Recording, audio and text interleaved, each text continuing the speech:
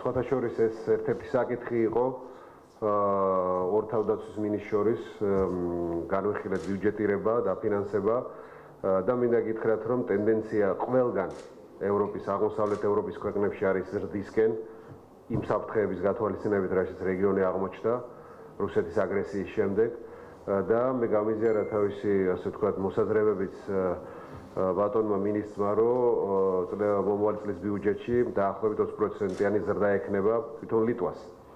და შემდეგ კიდევ უფრო გაიზრდება ბიუჯეტი. რაც შეეხება საქართველოს ეს კიდევ ერთი არგუმენტია თავდაცვის სამინისტროს და ჩვენი შეიარაღებული ძალების სასარგებლოდ იმისთვის რა აუცილებლობას წარმოადგენს რომ მეტი ჩადოს საკუთარი ქვეყნის თავდაცვაში საკუთარმა ქვეყანამ, ჩვენმა ქვეყანამ. ეს ჩვენი გასაკეთებელია და ამაზე მქონდა პირდაპირ გეტყვით ძალიან შინაარსიანი, საფუძვლიანი საუბარი არა მარტო ფინანსთა სამინისტროსთან, მთლიანად მთელი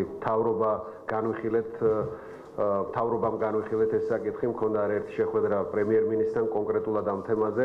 და საბიუჯეტო პროცესი, ბიუჯეტის ფორმირების პროცესი გაგრძელდება პარლამენტში გადაგზავნის შემდეგაც და მე მაქვს საფუძველი ვიყო ოპტიმისტურად განწყობილი იმისთვის რომ მომატება აუცილებლად გახდება შესაძლებელი თავდაცვის ბიუჯეტზე. რა თქმა უნდა გავითვალისწინოთ ისიც რომ ყველა სფერო არის პრიორიტეტული, არ არსებობს სფერო რომელსაც ჩვენ ვიტყვით რომ ნაკლებ პრიორიტეტულია,